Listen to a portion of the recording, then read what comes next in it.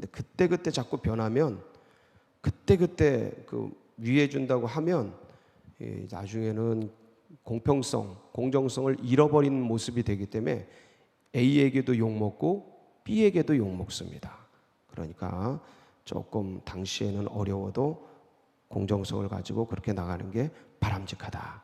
24절, 악인에게 네가 옳다 하는 자는 백성에게 저주를 받을 것이요 국민에게 미움을 받으려니와.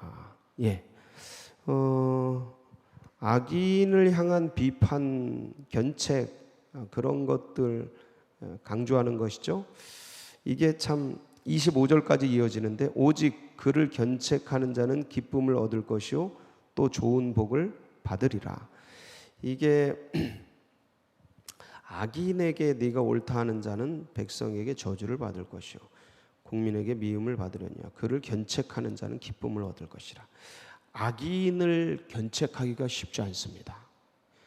이 잠언에서도요, 악인을 견책하는 것이 두 가지 상황으로 나옵니다. 하나는 악인을 견책하면 욕을 먹는다, 이렇게 나오고요. 또 하나는 악인을 견책하면 이렇게 옳다고 기쁨을 얻는다, 이렇게 나옵니다. 두 가지가 다 나와요.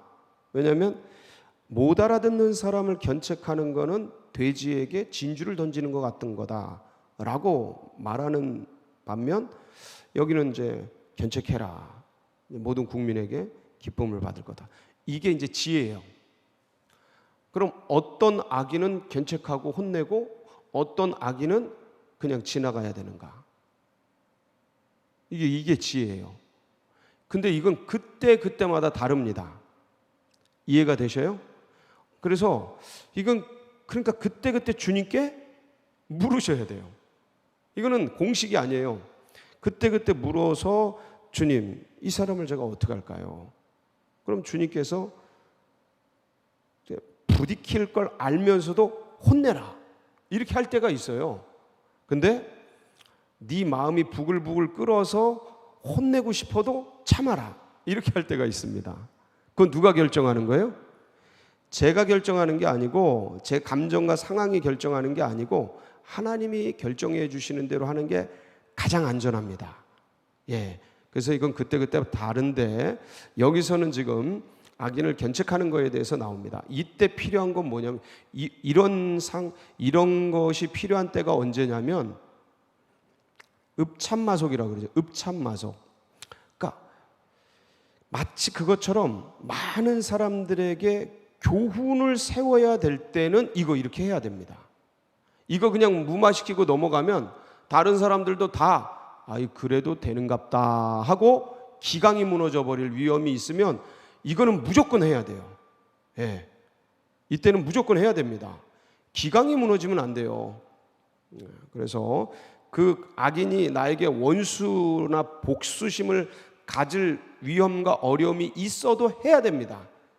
그거는 전체를 지키기 위해서 내가 욕먹고 데미지를 입는 걸 감수해야 되는 거예요. 그게 리더입니다. 그게 지도자예요. 근데 아무 때나 그렇게 하는 게 아니에요. 그렇지 않을 때는 이 악인들은 혼내고 때려봤자 못 알아듣기 때문에 가능하면 안 하는 게 지혜입니다. 가능하면 안 하는 게 지혜예요. 근데 주님께 딱 물었을 때 이때는 해야 된다라고, 그때는 그렇게 물을 때 말씀하실 때가 있어요. 그럴 때는 해야 됩니다. 무조건 해야 돼요. 힘들어도. 근데 이제 가급적이면 저는 피하라라고 권면드립니다. 왜냐하면 오히려 못 알아듣고요, 죽이려고 합니다. 죽이려고 해요. 그래서 이 두 가지 교훈이 같이 있습니다. 성경에는 26절, 적당한 말로 대답함은 입맞춤과 같으니라. 이게 무슨 말씀입니까? 이게 조금 해석이 필요한데, 적당한 말로 대답하는 거, 이거는 뭐냐면 바른 말 하는 겁니다. 정직한 말. 정직하게 대답하는 것은 입맞춤과 같은 게, 이게 굉장히 존중받고 사랑받을 만한 행동이다라는 거예요. 정직하고, 이 적당하다라는 게 부정적인 의미로 그냥 대충 이런 뜻이 아니고 정확하게는 올바른, 정직한, 공정한 말, 이겁니다. 본뜻이, 히브리어 본뜻이. 그래서 정직하게 대답하는 것은 존중받아 마땅하다, 이런 뜻이라고 보시면 되겠습니다. 예, 이렇게 살아가야 되죠. 경우에 어떤 상황이든지 정직하고 바르게, 여러분 그렇게, 여러분과 여러분 자녀들이 그렇게 살아가는 은혜가 있으시길 바랍니다. 27절, 내 일을 밖에서 다스리며 너를 위하여 밭에서 준비하고 그 후에 내 집을 세울지니라. 이 오늘 우리가 읽은 23절에서 34절까지 본문 중에서 제일 어려운 말씀입니다. 그냥은 해석되기가 조금 까탈스러운 그런 본문입니다. 내 일을 밖에서 다스리며 너를 위하여 밭에서 준비하고 그 후에 내 집을 세울지니라. 그 후에 내 집을 세우라. 그러니까 앞에서 뭘 하고 그 후에 내 집을 세워라 라는 뜻이거든요. 집을 세운다라는 권면 자체는 가정을 세운다라는 겁니다. 옛날에 이 문구 자체는 결혼을 한다라는 거예요. 1차적인 뜻입니다. 집을 세운다라는 게 뭐냐면 남편은 집을 짓거든요. 이게 약혼을 하고 남편은 집을 짓고 여인은 이제 아내로서의 역할들을 연마하고 이런다고요. 훈련하고. 그런데 이 집을 세운다라고 하는 것은 가정을 세운다, 곧 결혼을 한다라는 뜻입니다. 1차적인 뜻이에요, 이게. 그 후에 집을 세워라. 이라는 건 뭐냐면, 그러니까 결혼을 하고 집을 세우고 가정을 세우는데 앞에 부분을 하고 그 일을 해라. 충실한 준비를 하고, 이 소리예요. 예. 내 일을 밖에서 다스리며 너를 위하여 밭에서 준비하고, 먹을 것을 준비하고 이런 것들 저런 것들을 다 충실하게 준비한 후에 결혼을 해라, 이 소리입니다. 그러니까 이거는 이제 원리적으로 그런 의미인데, 모든 것에 이제 적용을 하자면 무슨 일을 하기 전에 뭘 세우라는 거예요? 계획을 세우고 전략을 세우고 준비를 잘 한 뒤에 그 일을 시행하라라는 거예요. 그러니까 무턱대고 하지 말고, 그냥 되는 대로 하지 말고, 그 일을 하기 전에 어떻게 하면 그 일을 잘 이룰 수 있을까를 전략적으로 준비하고 계획을 세우고, 전술적으로 어떻게 하는 게 가장 효과적인가, 이런 것들을 따지고 분석한 다음에 그 일들을 시행해라, 그 일들을 해나가라 라는 굉장히 우리 삶 속에서 아주 좋은 교훈입니다. 저도 이렇게 하기를 바랍니다. 근데 참 이렇게 매사에 하기가 쉽지는 않아요. 그냥 익숙한 대로 하려고 그러지, 편한 대로 하려고 그러지, 이걸 다 계획하고 준비하고 전략적으로 사고하고 이게 잘 안 되는데, 우리 모두가 그렇게 되기를 바랍니다. 예. 그리고 28절, 29절은 거짓말하지 말아라, 보복하지 말아라, 이런 거예요. 거짓말하지 말아라, 보복하지 말아라, 위증하지 말아라, 같은 얘기죠. 이 거짓, 속임수, 보복, 복수심, 이런 것들은, 거짓은 뭘 낳을까요? 바늘도둑이 소도둑되고, 거짓은 거짓을 낳고, 죄는 죄를 낳고, 욕심은 죽음을 낳고, 이렇게 되는 겁니다. 거짓은 더 큰 거짓말 하게 되어 있습니다. 바늘도둑이 소도둑 되듯이 작게 시작했는데 이 거짓말은 눈덩이처럼 항상 불어나요. 그래서 거짓말을 하지 말아라. 그리고 복수심을 갖지 말아라. 이거는 뭐 우리 모두가 잘 알고 있는 말씀이니까, 자, 30절로 넘어가 보겠습니다. 30절부터 34절은 같은 패러그래프입니다. 한 문장이에요. 그래서 여기는 게으르지 말아라, 나태에 대한 금지 얘기입니다. 내가 게으른 자의 밭과 지혜 없는 자의 포도원을 지나며 본즉, 지나며 보니까 어때요? 뭐가 나 있어요? 가시덤불이 그 전부에 퍼졌으며 그 지면이 거친 풀로 덮였고 돌담이 무너져 있기로. 아이고, 가시덤불 나 있고 풀 나 있고, 요새 그냥 비가 엄청 오죠. 그냥 며칠 놔두면 무슨 정글같이 이 풀들이 잡초들이 자라나죠. 이제 그런 거죠. 이제 돌담이 무너져 있고 생각해 보는 겁니다. 뭐라고 생각하냐면 내가 보고 생각이 깊었고 내가 보고 훈계를 받았나라. 그거를 보고 교훈을 받는 거죠. 뭐라고 교훈을 받아요? 네가 좀 더 자자, 좀 더 졸자, 손을 모고 좀 더 누워 있자. 그랬구나. 저 사람이 그랬구나. 그러면 뭐가? 빈궁이 강도같이 오며 네 곰핍이 군사같이 이르리라. 예, 오늘의 본론, 마지막 현자들의 마지막 교훈, 게으르지 말아라. 제가 을사오적처럼 지혜 오적이 있다고 했습니다. 지혜 오적 중에 음란, 게으름, 교만. 제가 항상 두 번째로 게으름을 얘기했죠. 이 게으름이 이게 뭐가 게으름이냐? 제가 분명히 말씀드렸습니다. 자기가 할 수 있는 단위 시간당 생산성이 있습니다.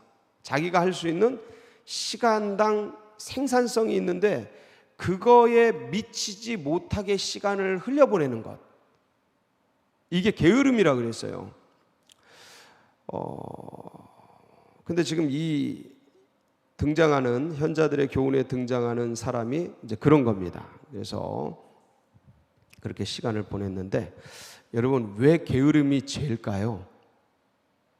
사람이 뭐 게으를 수도 있고 쉴 수도 있고 그런데 쉬는 거하고 게으름은 다르죠. 쉬는 건 열심히 한 다음에 주어지는 휴식이 쉬는 거죠.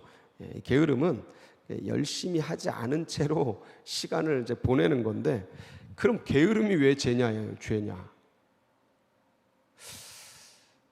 하나님께서 인생을 이 땅에 보내실 때는 하나님의 뜻이 있습니다. 뜻이 없는 존재가 없어요. 근데 이 하나님의 뜻을 이뤄드리기 위해서는 이 인생이라는 게 뭐로 구성이 되어 있냐면 시간으로 구성이 되어 있어요. 시간. 그러니까 시간은 돈이에요. 시간은 금이에요. 시간은 인생이에요. 그러니까 하나님이 보내신 뜻이 있는데 그 인생이라는 게 그건데 인생이 시간으로 되어 있어요. 근데 시간에 게을러. 그건 인생에 게으른 거고 그건 하나님이 보내신 뜻에 게으른 거죠. 그러니까 그게 죄예요. 그렇죠? 그래서 우리 사도들이 우리에게 권면하는 게 있습니다. 항상 권면하는 게 뭐냐면 시간 아끼라는 거예요. 세월 아껴라. 그래서 에베소서 5장 우리 16절 한번 볼까요? 5장 16절 시작. 세월을 아끼라. 때가 악하니라. 예, 뭐를 아끼래요? 세월 아껴라. 때가 악하니라. 세월을 아껴라. 때가 악하니라. 세월을 아끼는 가장 좋은 방법, 에베소서를 통해서 바울이 얘기한 이 때가 악한 시대에 세월을 아끼는 최고의 방법 뭐라고 되어 있습니까? 5장 16절, 17절, 18절에 5장 18절 술 취하지 말라. 이는 방탕한 것이니 오직 성령의 충만을 받으라. 하나님과 연결되어 있으라 이 소리예요.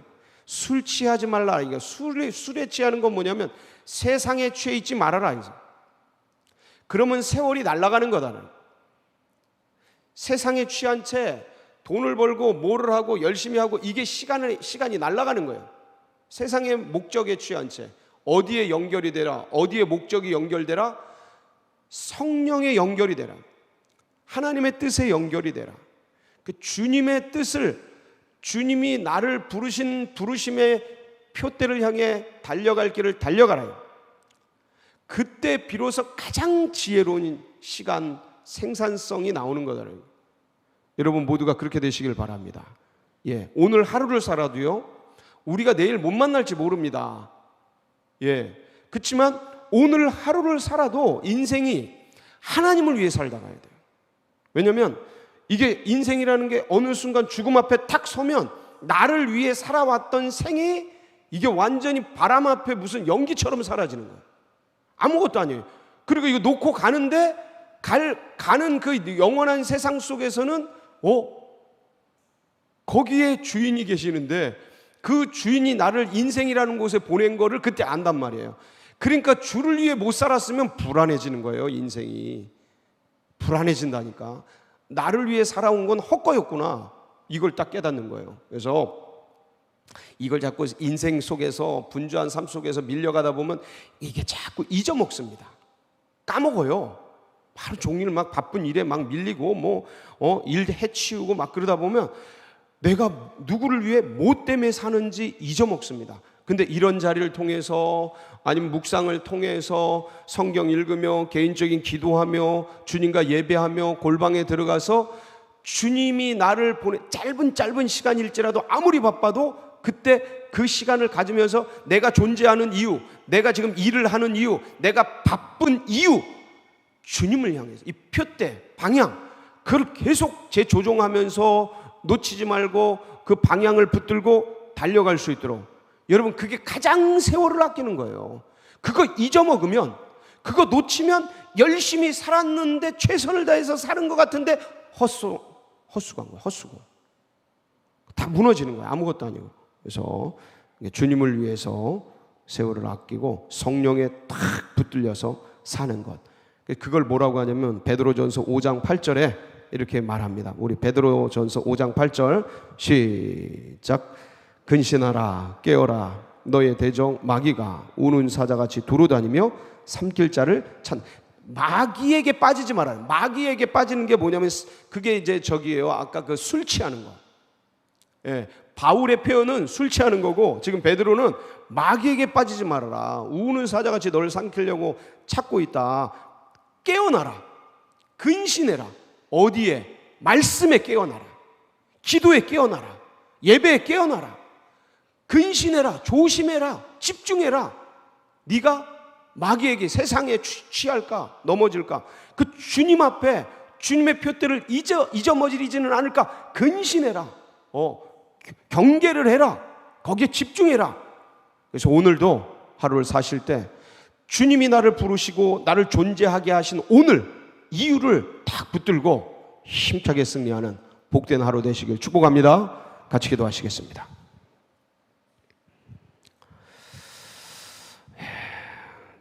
이런 신앙과 이런 믿음들이 다음 세대들에게도 흘러가도록 기도해 주시고, 새 가족들의 가슴속에 새겨지도록, 또 이 나라 민족, 우리 서울제일교회 나가는 앞길, 여러분 각자 기도 제목 붙들고 우리 주여 한번 부르고 기도하며 나갑니다. 부르짖습니다.